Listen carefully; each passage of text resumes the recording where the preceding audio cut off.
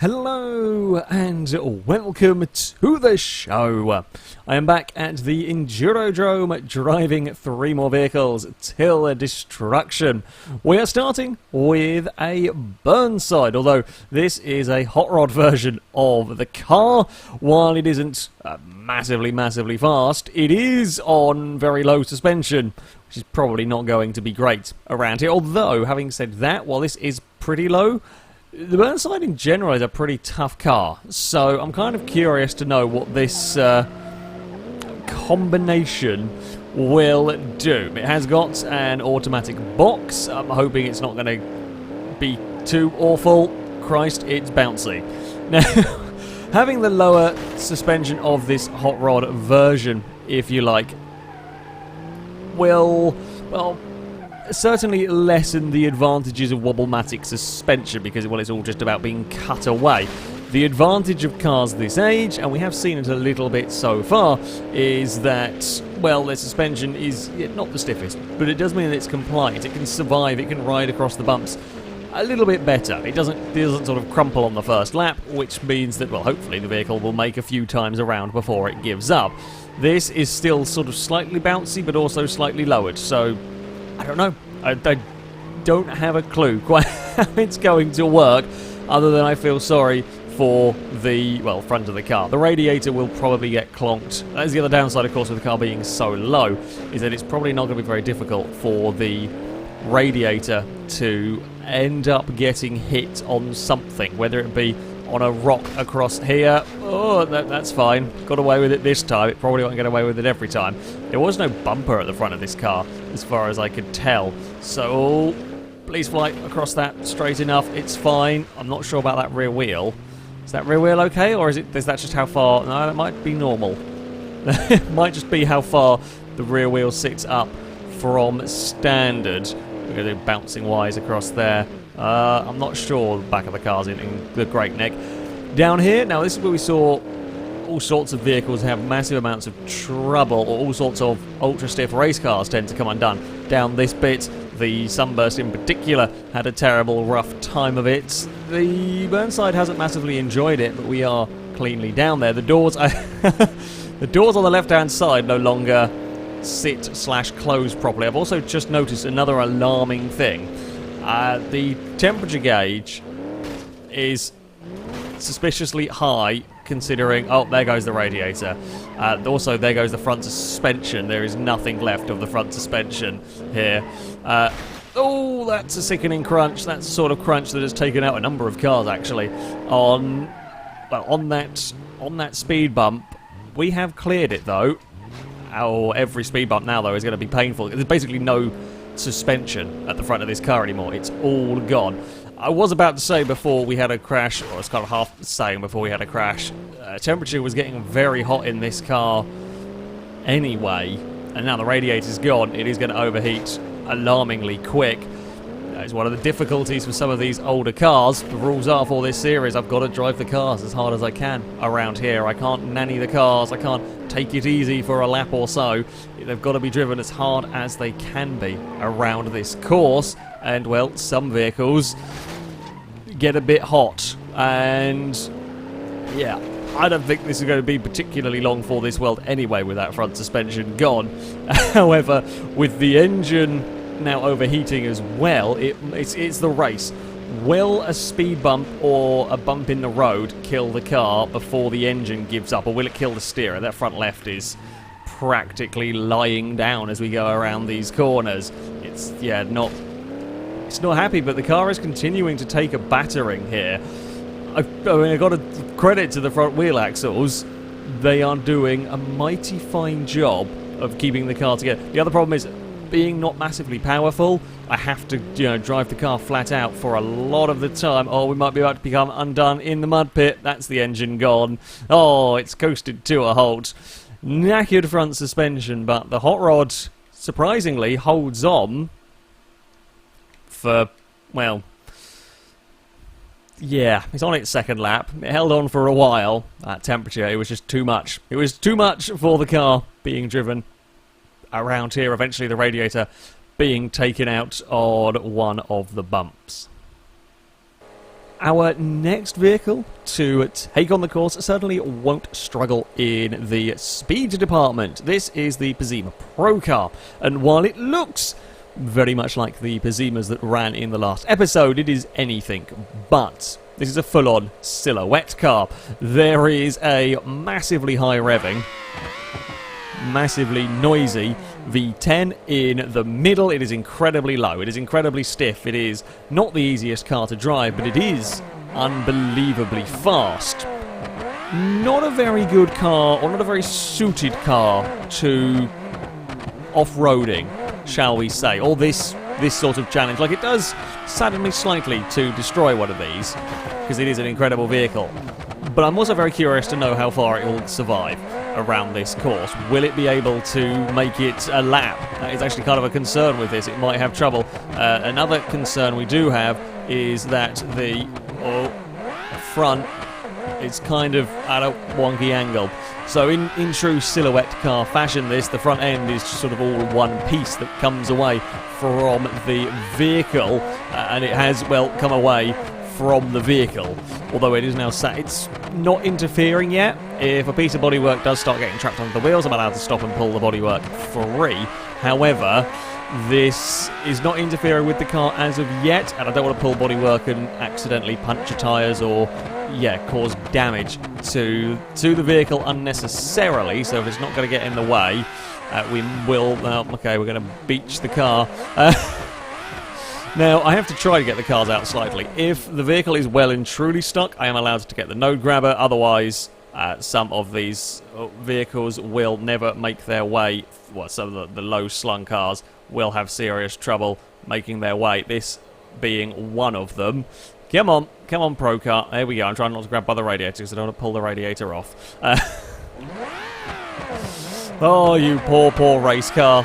There's a lot of mud for a race car to deal with. I am concerned with this bit because there's a lot of rocks for a car to deal with, like tearing at the underside of the car. We have got across there, no problem. There's a lot of fire coming out the back of this one. I'm struggling. Well, you know, the rules are, as I said, you've got to drive hard around this course with the cars. I am struggling to drive hard when there's very little in the way of traction. I think that rock has killed us. I think we might have lost all hope at steering. I actually think it's pushed the front frame. Oh, have we fixed it? Okay, we might have actually managed. I thought it pushed the front frame completely under the wheels so I couldn't steer anymore. We got some steering briefly. I've now completely run out of it. We are sort of using the terrain here a little bit sneakily. There we go. Come on. Use the terrain to our advantage. We are going to run out of advantage eventually. There is the faintest bit of steering when the wheels do touch the ground. There we go. We've got the faintest bit of steering back again. Come on, Pro Car. I don't think you're going to make a lap, are you? You've at least gone further than the bus. You won't be last place. Now, can we potentially use another bit of banking up here to help get the car turned? Yes, there is still just the faintest bit of steering to help get it round. I fear here, though, this change of direction might be too much. I mean, we're getting stuck on the speed bumps. The next speed bumps that we come to, we are getting stuck on if we don't bury it in the trees. No, it's buried. It is well and truly buried. I'm not allowed to reverse the car if the crash is because of steering failure. I mean, we snuck that one a lot further around the course than I thought we were going to, all things considered. Yeah, the carbon fibre at the front, I mean, there's a fair bit of it's gone missing. It would have been good if we'd actually just taken the entire chunk out. We didn't. There's enough there. It's bent underneath the front of the car. And once those front wheels are no longer touching the ground, well, funnily enough, your car is not going to be of much use. The fact we managed to make it, well, as I said, 3 corners down the road by using the terrain and so on is a bit lucky with positioning. I mean, at the end of the day, I guess the car didn't take so much damage. But, yeah, as expected, really. The Pro Car, not so happy around here. The final vehicle to go around the Endurodrome today is the Legrand. We move from 2 very different but also very low-slung cars to a much more usual, everyday vehicle. This is the fairly basic V6 model. It's got a little bit more power to make it interesting enough for me to drive, but it isn't particularly quick. Now, it's got front-wheel drive, which can be a problem. Of course, with this, the chances are we damage one of the front wheels, that'll be run over. even if it might have enough to steer with the one remaining working wheel, the wheel axle will go and we won't be able to get any drive in the car. Although I do think of the front-wheel drive vehicles, the Legrand might be one of the very few that some models do have a diff that allows it to drive on one wheel, although I'm not 100% sure if this one does. Basically, we might be able to go on one wheel, I don't know. We don't really want to have to try and find out. Plus points for this car is pretty bouncy suspension, a good level of wobblematic suspension in here. There is a good level of wobblematic suspension. That means the car will absorb a lot of the bumps. It will take a lot to kill, especially the rear suspension on this car is damn near indestructible. Don't know what the front suspension is going to make of this course. We have driven the Legrand around previous Destruction series and has tended to do pretty okay. It's not been, you know, a winner, but it's also been a pretty solid, for an everyday car, it's been a pretty good choice of vehicle. It's, yeah, what it does around here. What can the front suspension take? And that's, you know, a question that we're seeing asked a lot around this course, more than, well, previous Destruction circuits. They were kind of about one or two big hits and then try and survive a few corners, followed by another big hit. Whereas here, it's just a constant battering of that suspension until it eventually gives up. We saw with the Coronet, with that front suspension give up very early on a few speed bumps. Suspension-wise, the front of this car is looking a little bit... Well, I mean, there's some camber going on that I'm pretty sure wasn't there to start with, but it still goes in a straight line. It still steers. We've got enough speed to clear this jump without too many issues. We have got across there without pinging the radiator, which is good. We're up on our side there, which is less good. We don't really want to be going on our side coming across speed bumps. That will do excess damage to the car. When we hit them straight... Oh, that's pinged off a hubcap. Whoops. Yeah, when we hit a speed bump straight, it's not so bad on the old suspension damage, but when you hit them when you're on your side, because you've bounced on the landing awkwardly, that's when you cause a lot of damage to the car. I mean, speed bumps around here have caused a lot of damage to a number of cars, and they certainly can. It won't help landing on your side and kind of scraping your way along to them. You're just asking for a lot of trouble. And I don't want a lot of trouble. In fact, we want this car to manage to go a decent distance today, because the first two have not lasted particularly long. The good news is, aside from the hubcap getting pinged off, this little brush with the concrete barrier has not really done the car too much harm. The steering is feeling good. The radiator's still in one piece, which is always nice. And yeah, I mean, I'm just looking at the way that this car is driving. This car is an excellent balance in terms of speed. So if you have a really, really fast car, it's very difficult to drive, just control-wise. Things like the Pro car, for example, immensely fast, but incredibly difficult to drive on a circuit like this. And if you do get any power down, you're suddenly going incredibly quickly, which can mean you actually take big hits on jumps and so on. But if you're too slow, you can't make the jumps, you won't be able to jump far enough, or you have awkward landings. There's only a couple of places where you really need speed for jumps here, but there's a happy middle ground, like a perfect kind of a speed where you're fast enough to make every jump, but not so fast to ever do really excessive damage to your car. This Legrand is sat, I think, pretty perfectly. This Legrand is in a very happy space in terms of speed for the main, well, let's say the main danger areas. Anywhere can be dangerous on this circuit, but the big ones like this jump down here, we are happily capable of doing it, and the car's not taking enough sort of gradual damage to, you know, restrict the speed. It's not losing a few miles an hour a lap from damage, so every time it's perfectly happy to clear that jump. Oh, okay, that's all right. There was a moment where I thought we were going to nosedive into the speed bump again, but it hit the speed bump. It made a clonk. Nothing went snap though. It was the sound of a car clattering the speed bumps, but not the sound of something breaking. That's actually a surprisingly heavy landing across there. Are we good? I'm not sure if those front wheels. I think the front wheels have been pushed back. We did see this with something else, and I can't for the life of me remember what it was that had issues. What had the wheels pushed back into them? I don't remember, but something definitely did. Ooh. For a second I thought we suddenly lost steering. Maybe I was just carrying a bit more speed there than I thought I was. That wasn't so. That's slightly scary. There's a little bit of a... again, a little bit of a bounce across the speed bumps. I think this front suspension is getting worse. I'm a little bit worried. The front left looks okay. I'm not sure about that front right anymore. No, that front right's gone. So the shock absorber, the spring, something in that front right has gone. So there's now very little suspension working. Now that's a concern.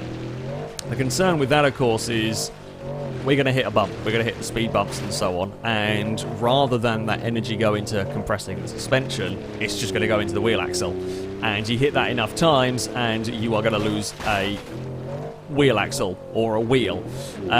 We've lost a rear bumper really cleanly. I'm still waiting for those rocks to tear. Like, you have two options across there with the whole: either you tear off something under the car, or you risk rolling the car. And something's going to get torn off the underside of a car one day. I don't know what day that is going to be or what car it's going to be with. So far it hasn't. So far everything's made it across. I mean, this time it tore off a bumper, which is of minimal concern at the end of the day, but still, we are actually looking like, if that wheel axle, if that front right doesn't get caught on anything, we may well see this car go into a second place. This car is...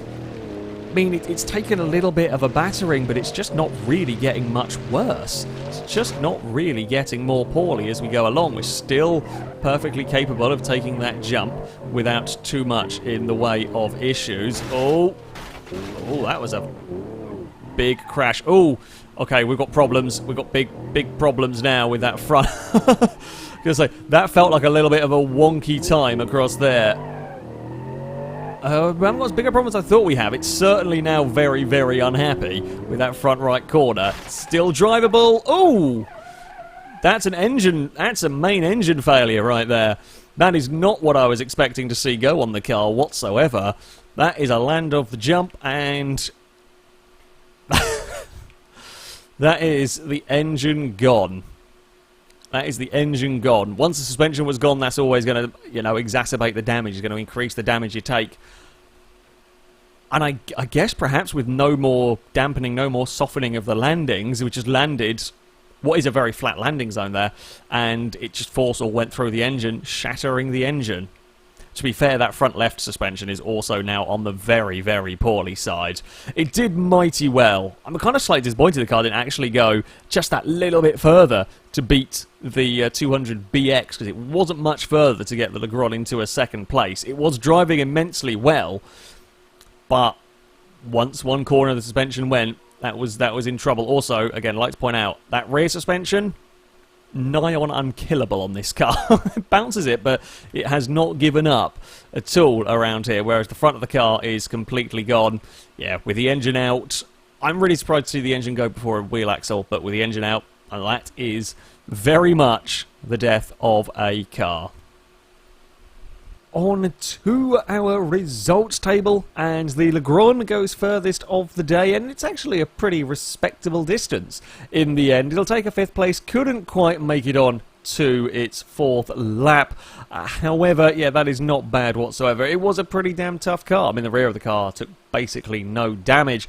A little bit unlucky with the way the front suspension gave up. It took a big clonk across one speed bump, and then immediately the next jump landed essentially on its engine, which is not a good thing for any car. Yeah, it's a little bit unlucky for the Legrand. Still a very, very good showing. Up until that point, it had not really taken any significant damage along the way whatsoever, and yeah, 5th's not bad at all. We have a little bit of a Pazima section going on at the bottom of the table. The Pro car will not go last, but that's not by much. It goes to 26th position with its, chassis failure. Essentially, the front end of the car bending underneath it to the point where we just couldn't steer it. And, to be fair, it did lucky to get as far as it did. It made a couple of corners without damage. The Burnside, the hot rod, that will go into a 19th place. Lap number 2 before that overheated. I I think this cause was actually quite a lot just for that Burnside in general, in that it was getting very, very hot, and then the radiator was taken out. Combine those two, I think it might have overheated without the radiator ever having gone off it, if it hadn't suffered other damage. The wheels did pretty well actually to stay on that car, and it not be those that caused an issue, being such a low-slung version of the Burnside. Yeah, it's certainly our fastest overheating car. That, though, is going to be it for this video. As ever, I shall link all the mods used in the description, so you can download them, have a go with them yourself. But thank you very much for watching, and until next time, a goodbye.